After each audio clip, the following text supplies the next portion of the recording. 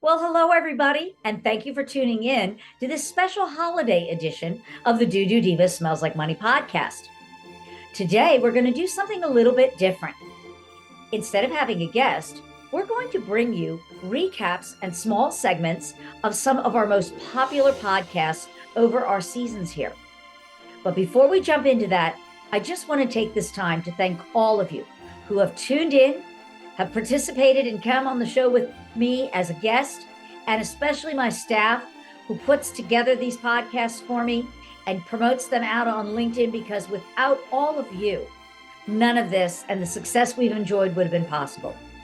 So, a very happy holiday season, happy new year, and may we all be blessed with prosperity and an abundance of health, wealth, and love this season and into the coming year. So I hope you enjoy this special recap of the Doodoo Diva podcast. And again, thank you for tuning in and happy holidays. All right. So in terms of fraud, what actually falls under that bucket of quote unquote fraud? Like, we always think of that as, ooh, big felonies, the FBI involved and, hauling people off to jail and lock them up and throw away the key. But from what you've shared with me before we came on the show, it can actually be more subtle than that. And many of my listeners right now, you may not be aware of it, but it's quite possible that you yourself right now, unknown, could be falling victim to fraud. And so let's talk about that. Happy to do it. Fraud, let me just give you a definition of fraud first. This is just kind of a plain English definition. It's an intentional misrepresentation that's relied upon by another to their disadvantage. It has to be, there's no such thing as an accidental fraud. It has to be intentional. I have to lie to you with the idea that I want to take advantage of you. You have to believe the lie, and then you have to suffer damages as a result. And if you'd like, I can illustrate that with a little magic trick. Sure, go ahead. Just a quick one. This is an illustration of fraud. You've heard of three-card Monte, right? Yes. I'm told that more money has been won and lost on this game than every horse race ever won. Now, I don't know if that's true or not, but I do know this. Anybody can play and anybody can win. All you have to do is follow the lady, the Queen of Hearts. Pay no attention to the Nine of Clubs. No attention to the Nine of Spades. Just follow the lady. Now, if you were paying attention, you'd be feeling pretty good about yourself right now. But had you placed a bet, you'd have been a fraud victim because I lied. Nobody can win this game. I also cheated. There never was a Queen of Hearts. Wow. Wow. Just a little bit of fun. Okay. So, fraud takes a whole variety of shapes and forms and sizes. They're not all felonies. The ones that catch our attention tend to be the big financial statement frauds, and they cause the greatest amount of damage. But the things that affect most individuals and most organizations are more subtle, and they tend to involve asset misappropriation. That's people who are trying to get their hands on physical things that they can convert to their own personal use. Equipment, materials, most often it's cash. About 90% of all the business fraud takes place like that. And you mentioned earlier that you may be a victim of fraud. It's actually quite likely that you'll be a victim of fraud. 5% of every dollar that comes in the door is lost to fraud. That's the estimate by the Association of Certified Fraud Examiners. And frankly, I've seen instances where I think it's much higher than that. I've seen it put people out of business entirely. So it's a really significant threat, I think, to most organizations. And it's something everybody needs to be aware of. And that's really the big issue. People just aren't aware of how susceptible they are or how prevalent the problem is. What's the average loss, in North America? In North America, the average losses come out to about $1.5 million. And it's 647,000 is the median for people in North America and Canada.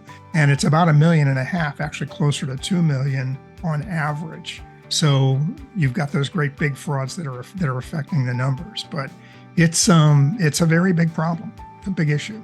How long does it take? I mean, it seems like I would imagine to reach to that level, it's got to be done very, very slowly. Otherwise, the fraudster would get caught very, very quickly.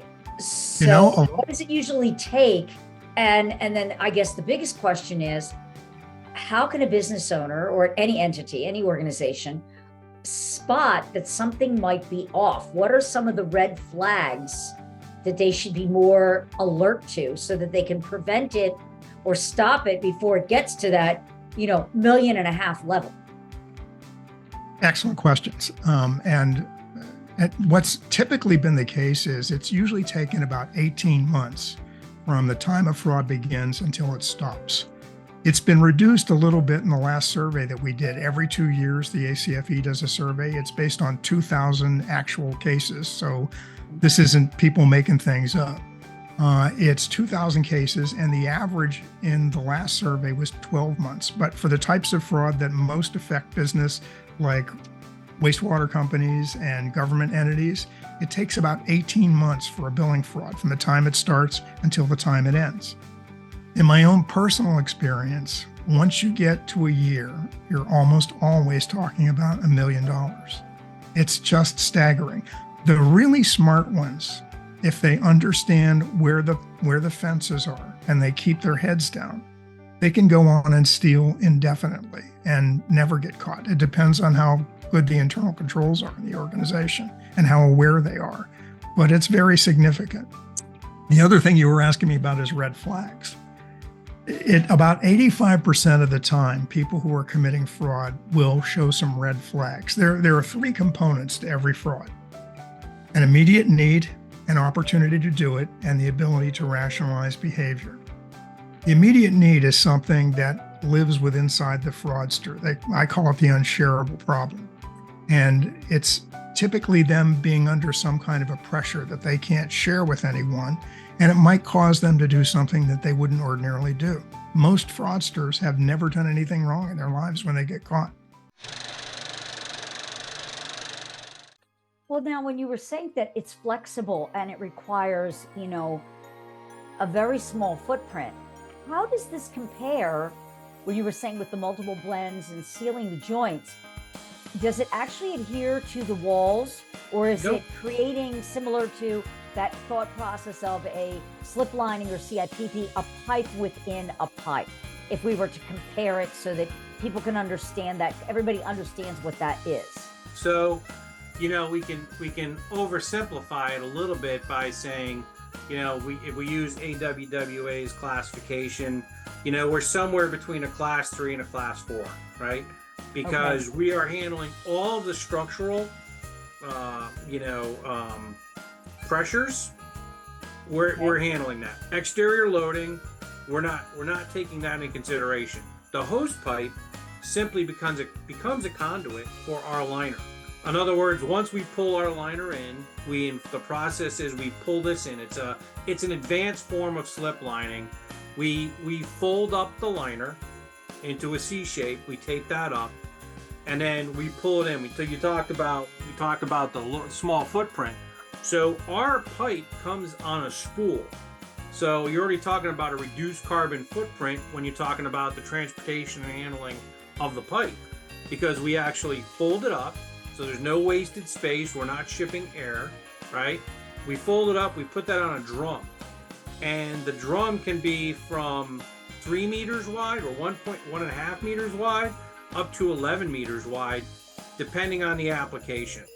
So again, there's a lot of versatility and flexibility with Primus line as it relates to a specific project. Sometimes it requires a 10-ton winch to pull it in, right? So other times it could potentially be pulled in by hand. So we've had actual projects where it was 90 feet in length and that product was actually pulled in by hand. But you couldn't have gotten any of these other technologies in place, because this actually can snake into those spots.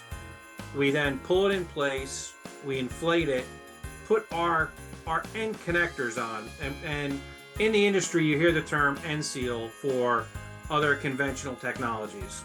And we're not an end seal. Ours is a connector. So the difference between us and other technologies is that we guarantee 100% leak-proof connections from point A to point B, right? From end to end. Well, how are you able to do that? So the way we're able to do that is really through our connectors. So we have a German standard and an ISO standards that we have to conform to.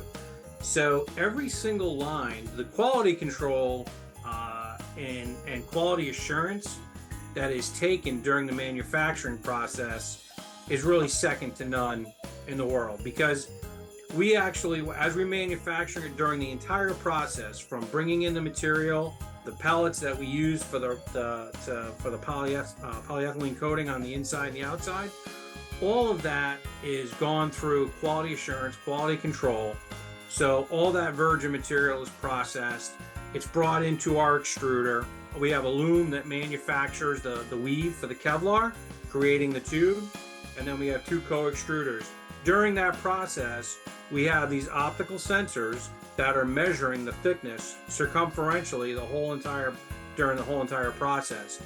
If anything comes out of spec, that thousandth of an inch, it's going to stop immediately. We're going to rectify that problem, rectify that situation, and then we go ahead and continue back into service. So it's really and when we manufacture it, we take a sample and we do destructive testing on that liner. And that's a requirement. That's that part of that standard, especially for gas, is we have to document that. It's uploaded to a secure cloud and can be accessed by the German government for verification. And it's videotaped. So we do destructive testing. We use our end connectors with the liner, and we test that to failure. And the liner will fail every single time before the connectors. And that's an important distinction, because that's the number one area where you have problems with conventional rehabilitation methodologies, is where it connects back to the hose pipe, right? So, and that's the difference. The distinction is we're not sealing the ends, we're connecting it back to the hose pipe. And maybe I should ask this question. How do you see the people that are contractors, that are fantastic technicians? What do they need to work on skill set wise to be good managers? Like, what do they have to focus on to make that shift from being a technician to being an entrepreneur? Because that's really what it is. Yeah. It's going from the field into entrepreneurship. It's a big leap. Yeah. So, I mean, it's you're talking my language right now. So, right. So I have to get out of my head a little space to start talking marketing and developing, that's out of my headspace, but you're talking right in my headspace right now. And it's funny. I literally had this conversation over dinner with one of our suppliers who was in town yesterday, which is why I was out on job site till 1:30 this morning with him as we were doing night work. And we over dinner had this exact conversation. I like to say we all have ceilings, and that's not always the nicest thing to say, but we all have a ceiling. I have a ceiling. You have a ceiling. People have ceilings, right? I'm a very, very big proponent of understanding your strengths and weaknesses and accepting them. I like to surround myself with people who have different strengths than me, who, so that we, what's the word? I'm sleep deprived. Well, you shore each other up. Exactly. Yeah. You fill the gap that they have, and they fill the gap that you have, and together you make a strong foundation. Exactly. Yeah. There's a perfect word for that, but I can't think of it at the moment. But that's okay. But you're right. So that we work together and we fill each other's voids, and we support each other. And I'm a huge proponent of that, right? In this industry, I see a lot, and we've had these conversations through previous employers that I've had, and we've had, some people agree, some people disagree, but we promote people a lot of times for the wrong reasons. Superintendents coming from the field, unfortunately, are the ones that it happens to more than any.